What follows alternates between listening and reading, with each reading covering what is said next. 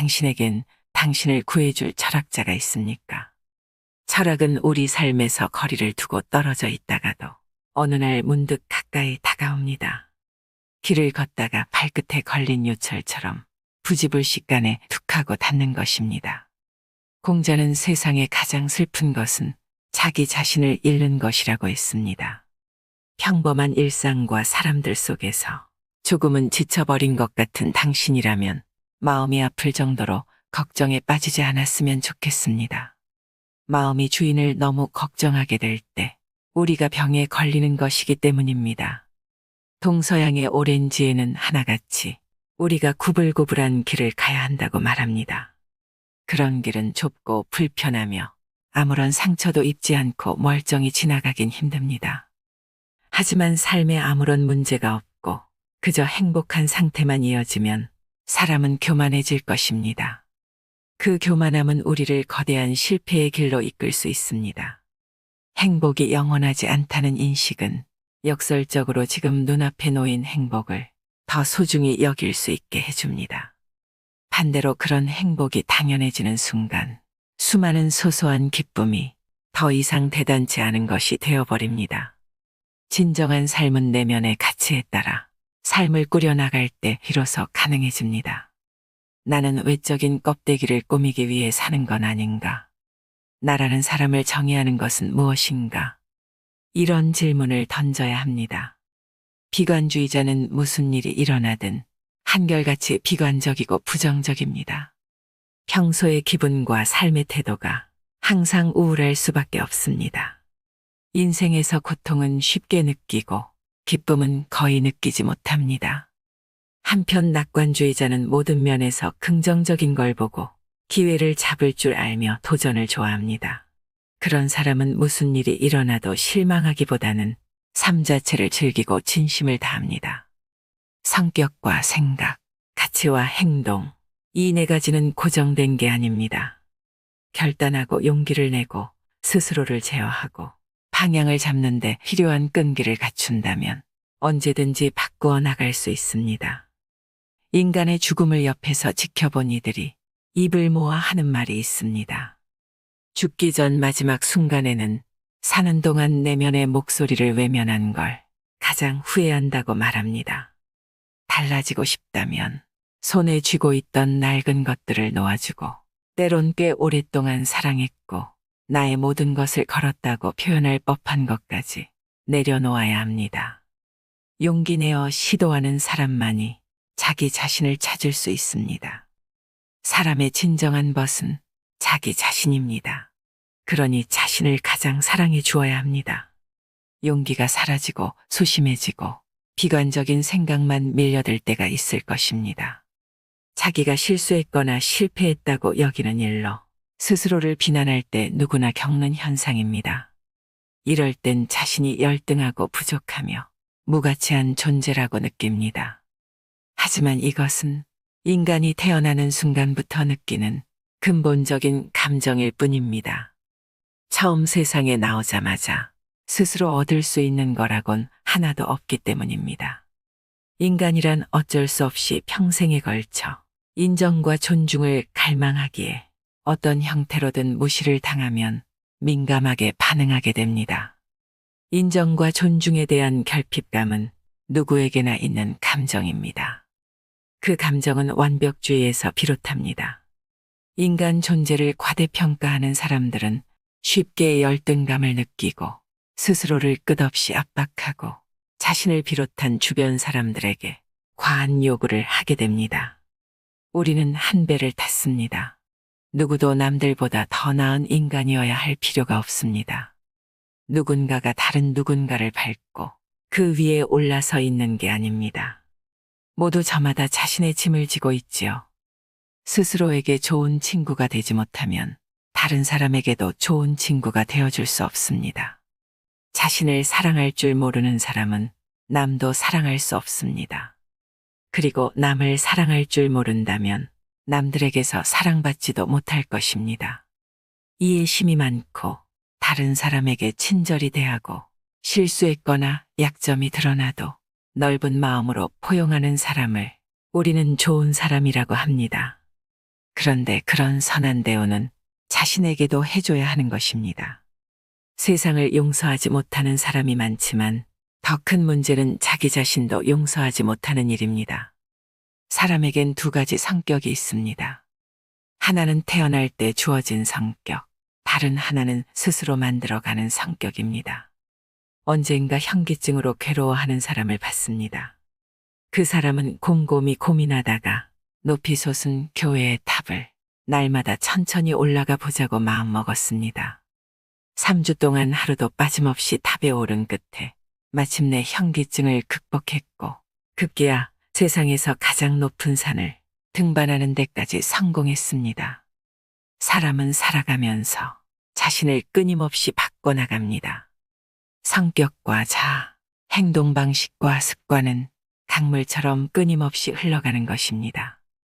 내일의 나만 해도 오늘의 나와는 다른 사람입니다. 강인한 사람은 웬만해선 무시당한다는 기분을 느끼지 않습니다. 땅에서 개가 짖는다고 하늘 위에 뜬 달이 괴로워하지 않는 것과 마찬가지입니다. 인정받는 느낌을 남에게 의존하면 안 됩니다. 남에게 인정받기를 포기하는 연습을 하세요. 자기 가치는 자기 안에서 찾는 겁니다. 남이 당신의 약점과 결함을 지적하면 가볍게 인정해 버리세요. 그리고 속으로 되뇌세요. 나는 다른 사람의 생각에 휘둘리지 않겠다. 나는 내 마음의 평안을 다른 사람의 칭찬과 인정에 걸고 싶지 않다.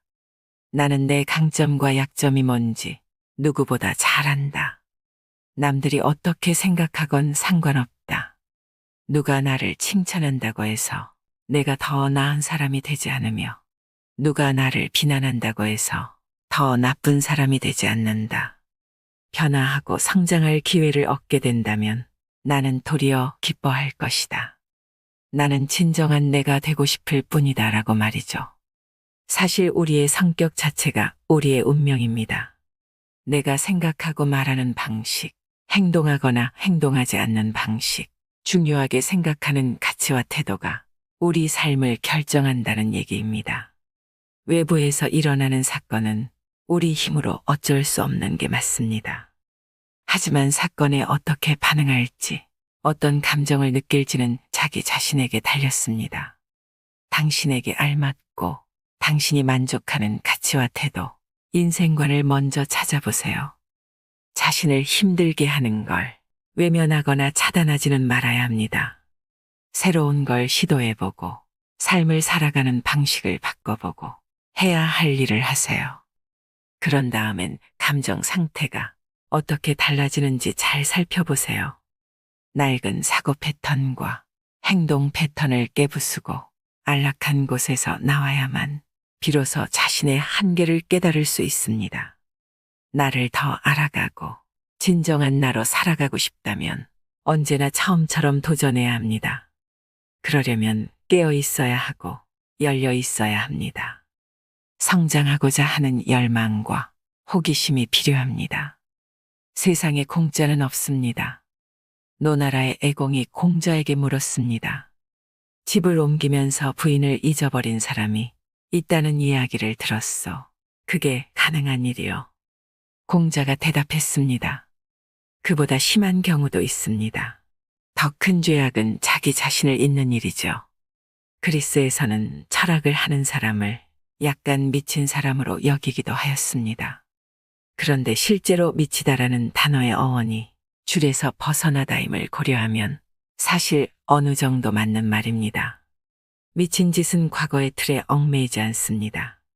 철학을 아는 사람들은 정상이라고 여겨지는 생각과 관습을 무작정 따르기보다는 그 의미를 직접 확인하고 그 관습이 도움이 되고 유익하다고 판단할 때만 능동적으로 따릅니다. 도움이 되지 않거나 유익하지 않다고 생각하면 차라리 자기 내면의 목소리를 따릅니다. 내면이 어려움을 겪는데도 억지로 적응하며 살면 점점 더 힘들어질 뿐입니다. 자기 자신을 믿고 과감히 줄에서 벗어날 용기를 내야 합니다. 그건 진정한 자신을 만드는 춤사위입니다. 그런 춤사위가 모여야 제대로 된 삶이 만들어집니다.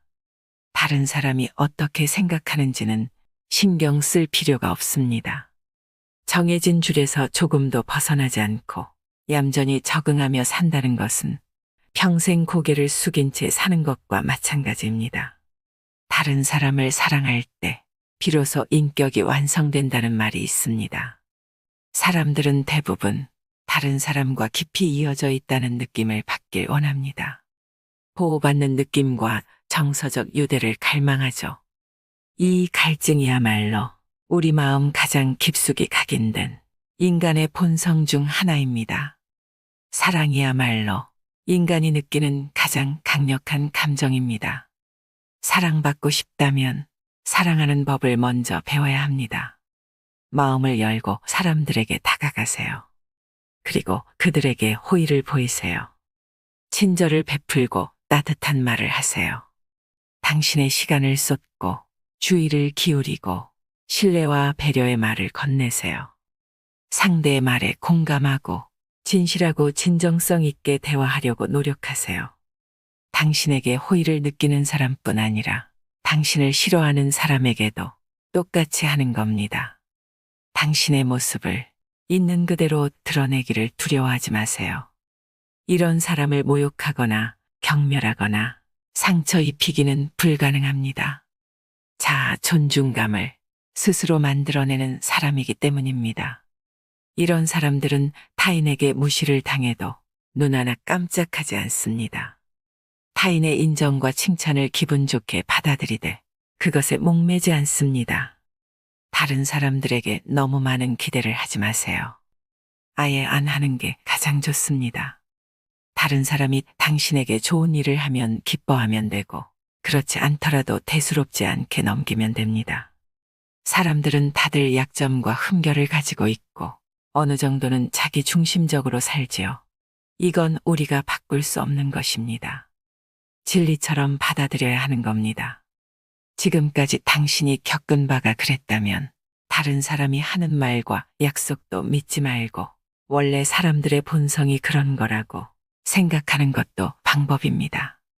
그렇게 생각하면 실망할 일이 없습니다. 그러다 어떤 사람이 가끔 신뢰할 만한 모습을 보이면 그때 기뻐하면 되는 것이지요. 그리고 자신의 가치관을 검토하세요. 나의 가치관은 어떻게 형성되었나? 올바른 가치관인가? 세상과 사람들에게 너무 많은 걸 요구하고 있는 건 아닌가?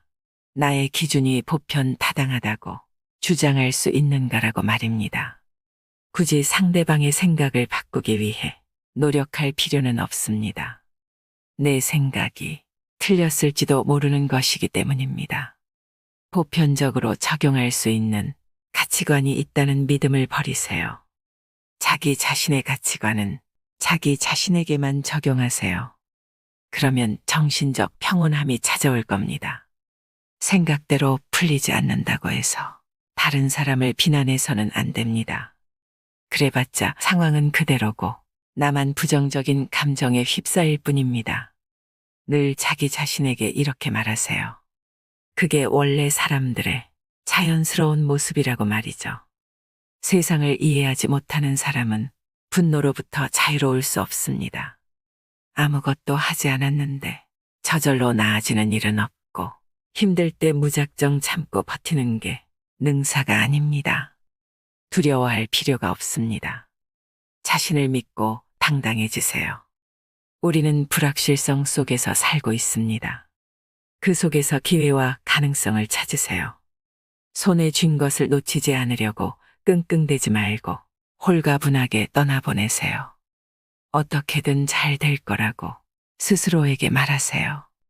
새로운 도전에 두려움과 막막함이 없을 리는 없지만 자기 감정에 솔직하지 못한 채 나 자신을 힘없이 잃어가는 것보다는 훨씬 낫다는 것을 알아야 합니다. 나의 아픈 마음을 계속 방치하지 마세요. 다른 사람을 위해 살 것인지 아니면 나 자신을 위해 살 것인지 우리는 둘 중 하나를 선택해야 합니다. 사람은 자기 내면에서 평화와 균형을 찾고 자기만의 집에서 다른 사람의 방해 없이 살 수 있을 때 비로소 진정한 평안과 행복을 느낄 수 있다고 합니다. 자신의 마음을 잘 알고 그 마음의 소리를 잘 따르는 사람만이 그렇게 될 수 있습니다. 건강한 몸을 위해 규칙적으로 운동을 하듯 생각도 마찬가지로 꾸준히 성찰하는 연습을 해야 합니다. 매일 10분씩이라도 가만히 앉아 생각하는 시간을 갖는 게 하루에 내리 10시간을 생각하는 것보다 훨씬 낫습니다.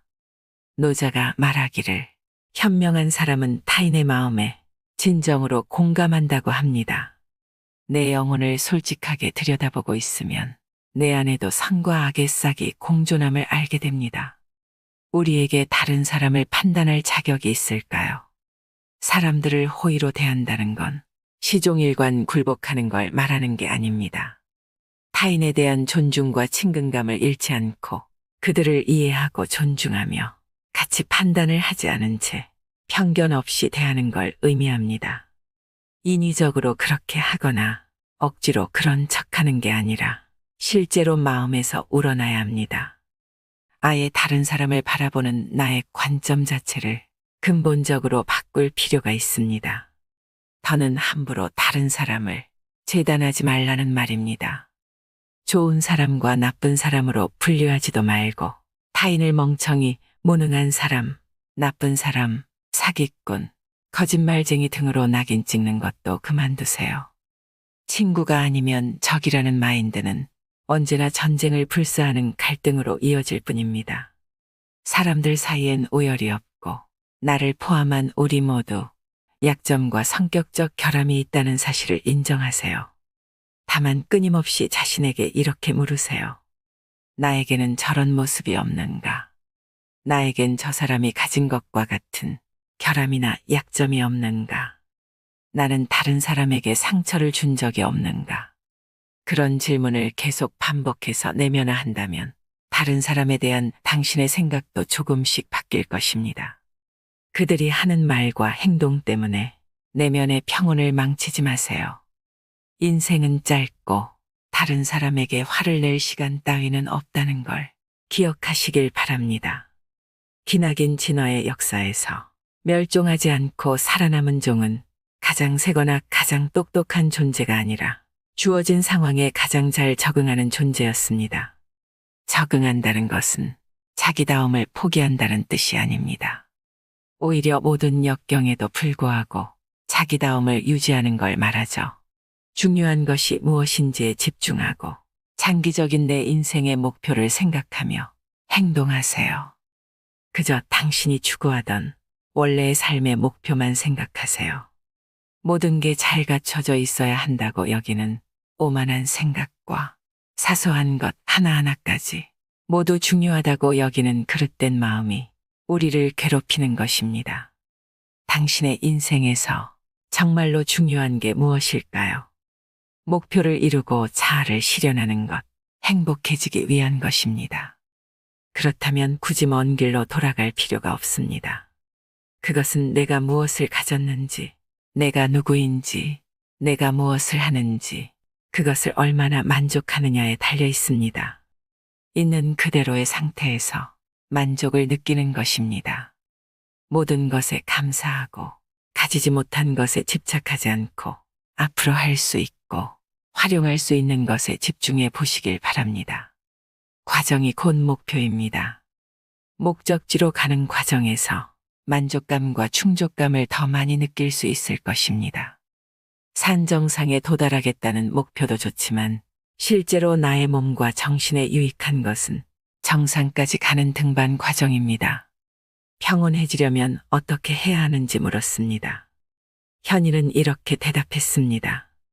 앉아있을 땐 앉아있기만 하고, 이동할 때는 이동만 하고, 씻을 땐 씻기만 하고, 먹을 땐 먹기만 하고, 명상할 땐 명상만 한다네. 우리는 하나를 성취하면 다른 하나는 성취하지 못합니다.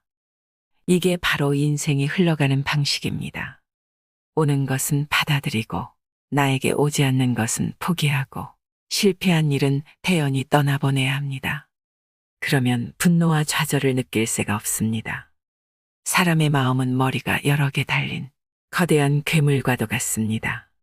머리마다 각각의 소망을 갖고 있는데 서로 다른 머리를 누르고 자신이 유일한 머리가 되려고 하는 괴물이지요. 그러다 진짜 머리 하나만이 남아 유일한 머리가 되면 순간 우리의 눈은 멀어버리고 맙니다. 한 가지 욕구만 쫓느라 다른 모든 걸 억압하고 결국 삶의 균형을 잃습니다. 심하면 인격이 분열하고 내면이 조화를 이루지 못한 상태로 살게 됩니다. 마음도 다르지 않습니다. 본질적인 것을 억누르거나 다른 것을 과도하게 부풀리면 정신적 균형이 깨집니다.